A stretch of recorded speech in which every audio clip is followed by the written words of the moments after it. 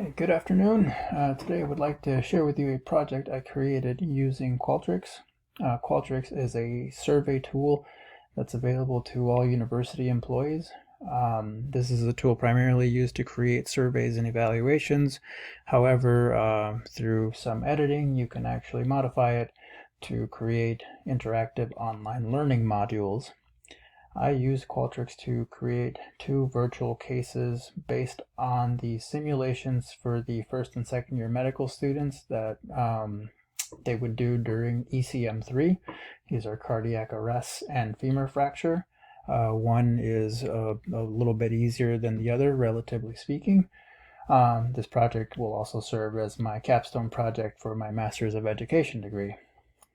These cases can be modified further depending on the audience, and they can be made easier or more difficult. So right now we're just looking at the survey editor, which is just where you go to create the cases. The actual survey would look like this. So this is what the students would see. And so this is where the case would begin. You walk into the entrance of the emergency department for your first shift of the week, and you are scheduled to work from noon to midnight. The first several hours are quiet with no emergencies to speak of, and then at 1700, Nurse Tucker informs you of a patient that was brought in by his wife. Here we are. Dr. Sanchez, we have a 50-year-old male named Mr. Bob Rebedow. He was brought in by his wife, Linda. He's been complaining of chest pain and shortness of breath. And then here we meet Mr. Rebedow, the patient. You enter the patient's room. He looks visibly uncomfortable. His breathing is fast and shallow. He's hunched over and he's clutching his chest, and his skin is dusky. And he tells you that he is in terrible pain, which we can see by the look on his face. And here the first question of the module begins. So you're going to have some options down here with some multiple choice here that asks pick the best action to take, and then some text entry right here, text entry questions. Look at the options below and what is the best first assessment to make.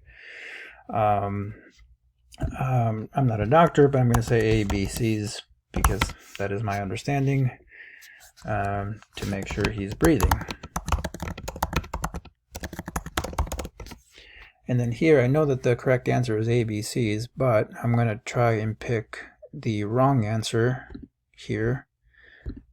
And then it actually will not let me go through. And it's going to tell me that A, B, C's should be done first. This is the easier of the two cases that I made. There's a lot of multiple choice and a lot of explicit hints here. So now if I pick A, B, C's, it takes me to the ABC page. From here we get a little bit more information about the patient. Airway is open, his breathing is shallow and labored, his SpO2 is really low, his skin is dry and musky, his blood pressure is pretty high. And again, we get a similar question here as we did in the first question. Once again, I'm going to write order oxygen, and then again, if I pick the wrong answer, such as obtain vitals, it's going to give me the message inadequate oxygen found during ABCs. Oxygen should be delivered immediately. And so this case goes on in a very similar fashion all the way to the end, probing the students and prompting the students on how they should sequence their actions and how to go through this in an emergency scenario. You can also make this a lot harder with the second case. So in this case, this is a femur fracture. So again, a little bit of setup here with the story. You arrive at 1100 at the HCMC emergency department, and this will be dependent on whatever the students answer in the initial set of questions, such as where's your POCC site and what is your name and things like that. So it doesn't have to be HCMC. And so we have a 30-year-old female named Lori Jupiter. She was brought in by her friends. She was injured when she hit her ATV or when she hit a tree riding her ATV. She's crying and complaining of pain in her leg and back. So here we see Miss Jupiter visibly in pain, lying in the supine position, complaining of pain in her lower back. And this time we don't actually have any multiple choice here. You actually would have to know the answer and write it in. So as I understand it, and please forgive me if this is not the correct answer, the first thing that you would actually do is determine level of consciousness. But again, if I write the wrong answer, like let's say ABCs,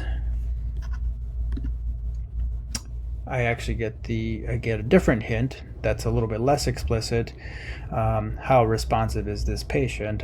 So as I understand, you're supposed to actually assess the level of consciousness, which I have also abbreviated to LOC.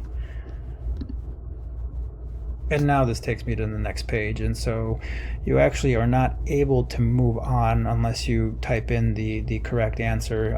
You can also have multiple correct answers. So I abbreviated to LOC, but if a student would have wrote assess level of consciousness or anything along those lines, it would have let them move on. The rest of the case is fairly similar.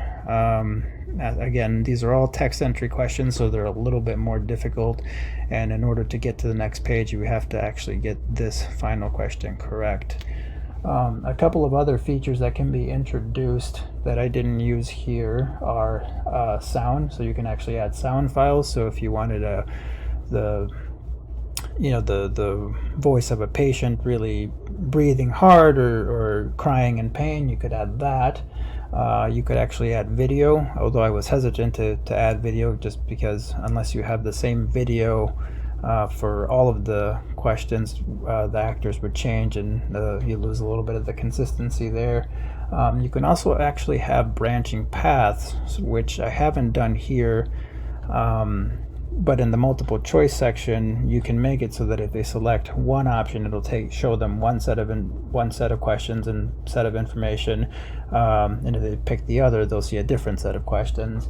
And then you can actually initiate or add critical errors here. So let's say this would be for multiple choice. Let's say they picked one option that for sure would have an adverse effect on the patient. You can actually just end the survey or the case right there and display a custom message saying this is a critical error, please try again, or anything along those lines. So Qualtrics is a pretty robust tool. I'm still working on exploring it, but I think it can be leveraged to create some pretty interactive and immersive modules, and especially in our current situation, in which we can't do simulation, may be a nice alternative. Thank you.